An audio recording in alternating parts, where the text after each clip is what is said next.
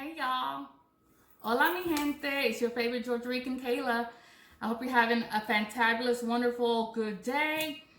Today I'm going to be making another Southern favorite, which is chocolate chip pound cake. One of my girlfriend's birthday is this weekend, and she just loves it when I make it. This is not an original recipe from me. It's from another Southern friend that shared it with me. Now I get to share it with you guys.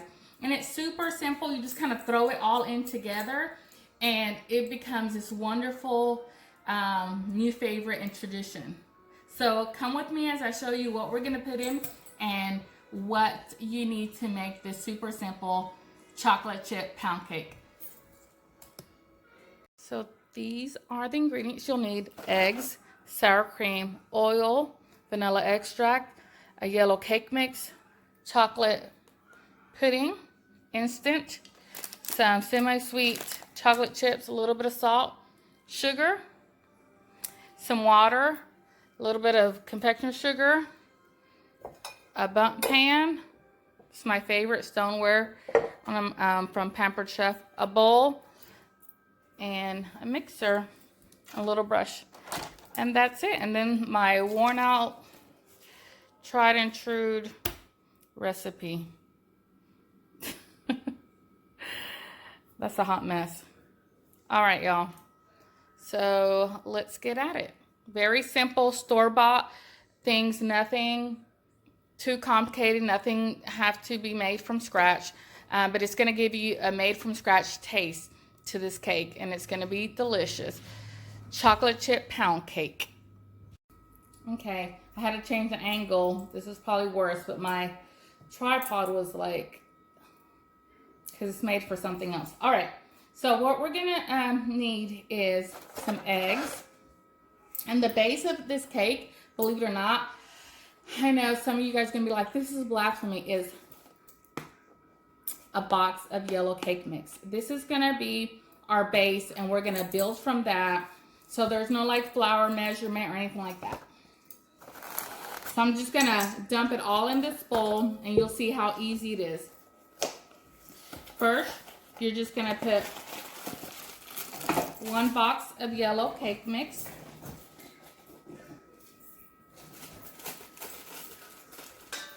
Easy enough. We're gonna do our dry first.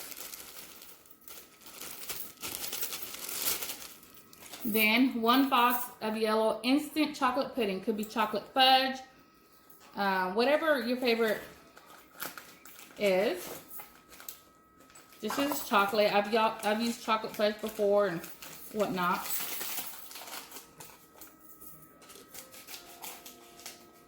And all this is just being dumped in here dry.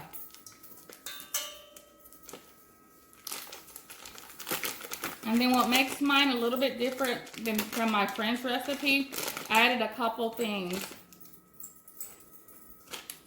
I use coarse sea salt, and I get a good pinch, maybe a little bit more, because I love that salt brings out the flavors of the sweetness, believe it or not. All right, and then we're just gonna, we'll use a whisk, but I'm gonna use a mixer. So I'm just kind of moving these together, just so it gives an even. All right, then let's do the sugar. And what we need is 3/4 cup of sugar. Some people do a cup. I do 3/4. It's just enough.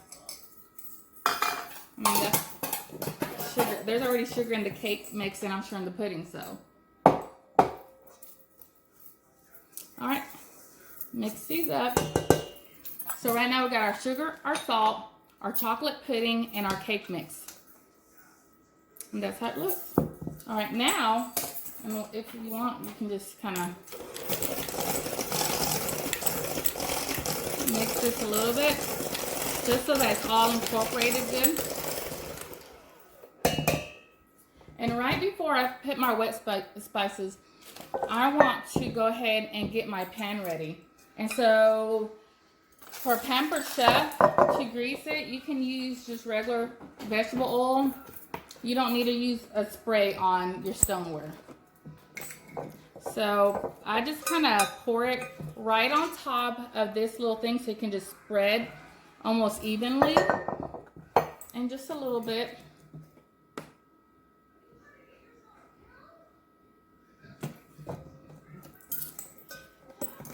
And that middle part of the bundt cake is gonna let it spread evenly. Then I get a pastry brush and I just go all around, up and down, to make sure I saturate every part with oil, because that's the worst. It's like to get a cake almost perfect and then you bake it and then you can't get it out the pan. I mean, like, that's the worst. And because this is for one of my friend's birthday today, I want it to look pretty. So I'm gonna take my time and do this.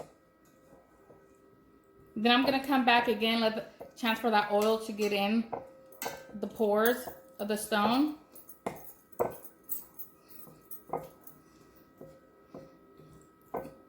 I'm gonna let this sit, then I'm gonna do it again, not with any more oil, with just the oil that's in here. Then I have a grate in my sink, and there's nothing in my sink right now. And I'm gonna turn this over so it can just drip all the excess oil out before I put my batter in here. So let's set that there. Now our next step, hopefully I won't forget the chocolate chips, because that's the last thing you do. It seems like it never fails that I forget to do that. All right, so then now we need half a cup of vegetable oil, which I already have in here. Half a cup of water, so let me go get that. Oh, there is a cup in here, but that's okay. Some rags.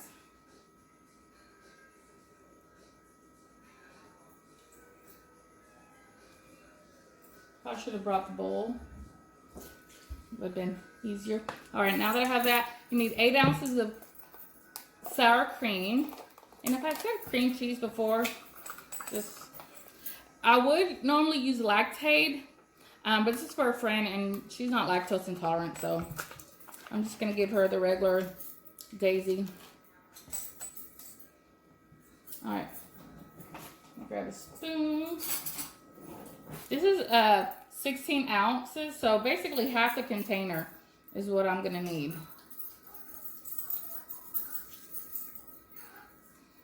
Before I do that, I think I want to add my eggs, and it's 4 large eggs. I want to mix those in first. Get 1, 2,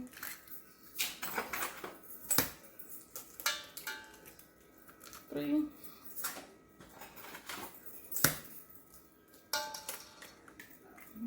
4. Perfect. I don't know if you can see that, but it's all in there. Now I'm just gonna mix this bad boy up. Just to incorporate some of this before I put the sour cream and then the chocolate chips. And I put vanilla extract.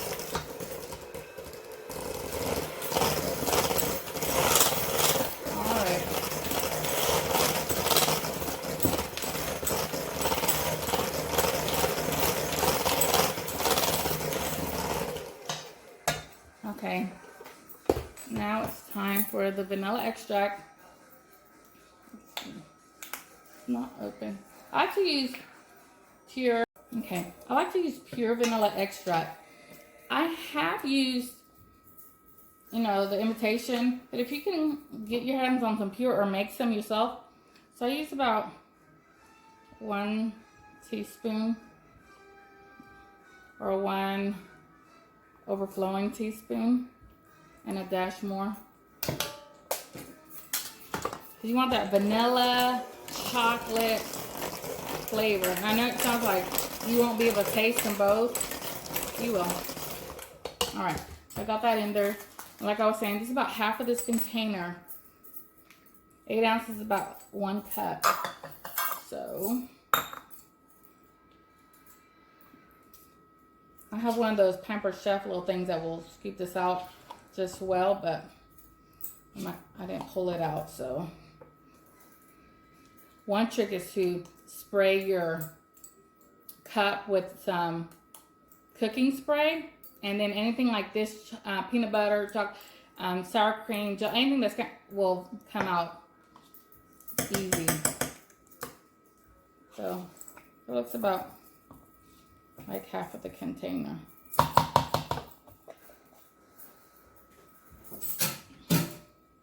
A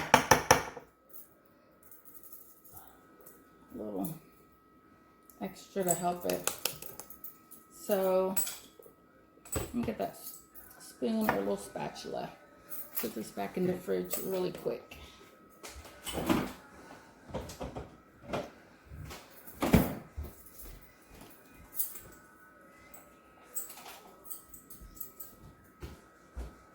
All right. That goes in there. I got most of it out. That's a good thing about these little spatulas. Again, another Pampered Chef thing. All right, let me mix that in there. Look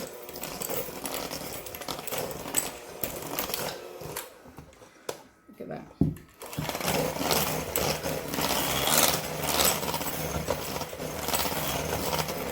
Okay.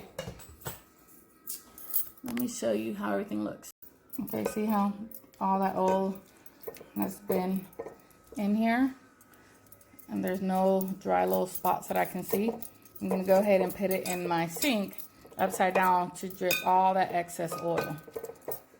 Just going through it one more time just to double check and make sure.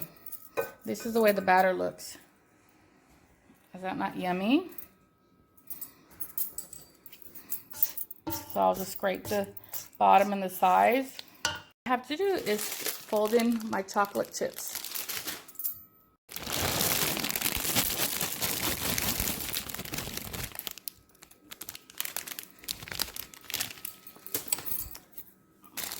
All you need is half of a 12-ounce bag. So I already used this once, so I had half the bag, and that's all I put in here. Half of the chocolate chips. Then you just start mixing it in, just folding it in. It's a very thick, yummy batter.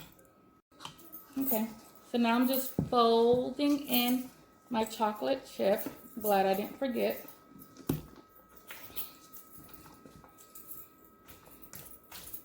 I set my oven at 350. You're gonna bake it for 45 to 50 minutes. But I always like to caution on the lowest amount. So I'm gonna do 40 minutes. And then I can do 5 minutes if it needs it. And up it in 5 increments. All right, this batter is looking amazing. Let me get my bundt pan out of the sink.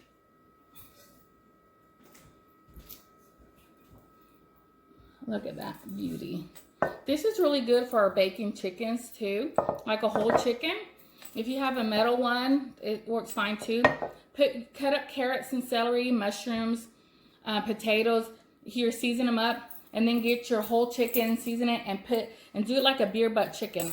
So sit the chicken, put this through its butt, and let it sit up and season it, and bake it in the oven. All the juices from the chicken are gonna come out and flavor your veggies and stuff. And it's gonna cook from the inside out. So it's gonna be cooked just fine because this is gonna get hot in there. And if you've never tried it, you should. These are great for that.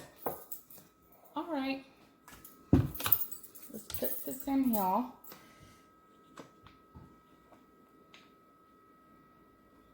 It's gonna be so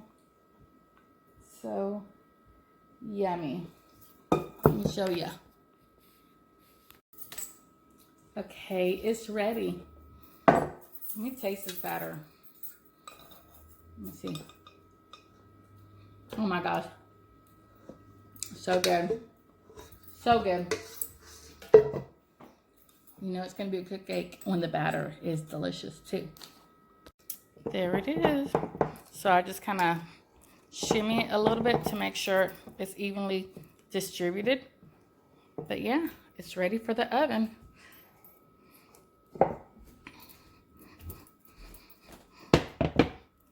I've had it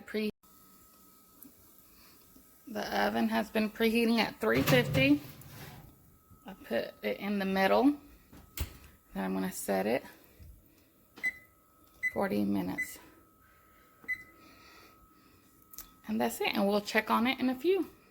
So I just took it out. At the 40-minute mark, it dinged and I checked it with a toothpick and it wasn't ready. So I put it for 10 more minutes. And then I turned off the oven and let it sit for 5 more minutes. So a total of 55 minutes it baked. And this is hot. This is stoneware, so I'll keep cooking it for a little bit. And I like it a little bit still warm and kind of soft in the center. I'm going to check it again. And then I'll start trying to see how the sides are already pulling away. That's another sign when you can tell that the cake is done. It starts pulling away naturally from the pan.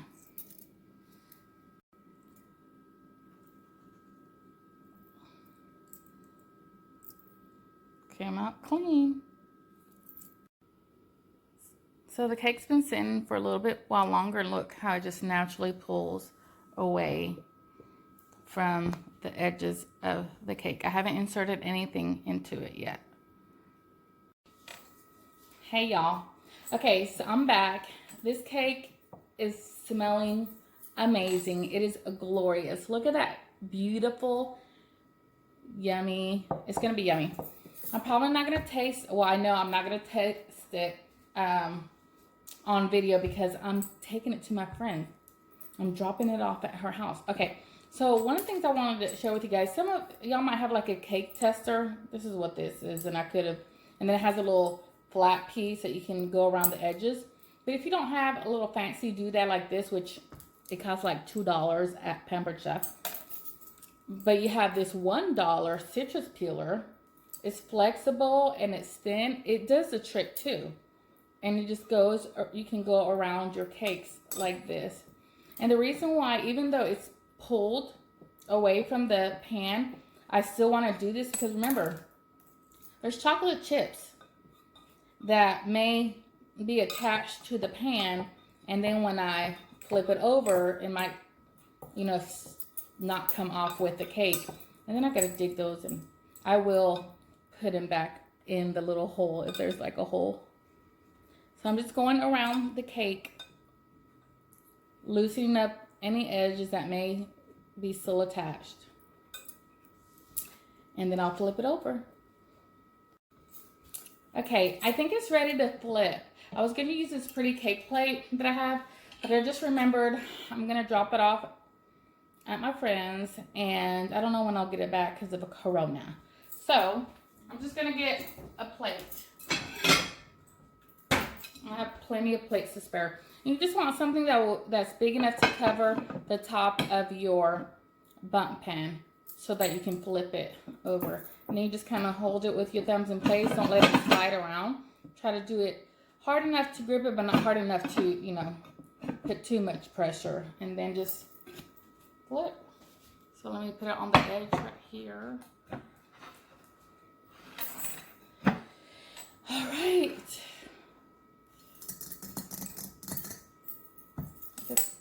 Go like this just to make sure it's down.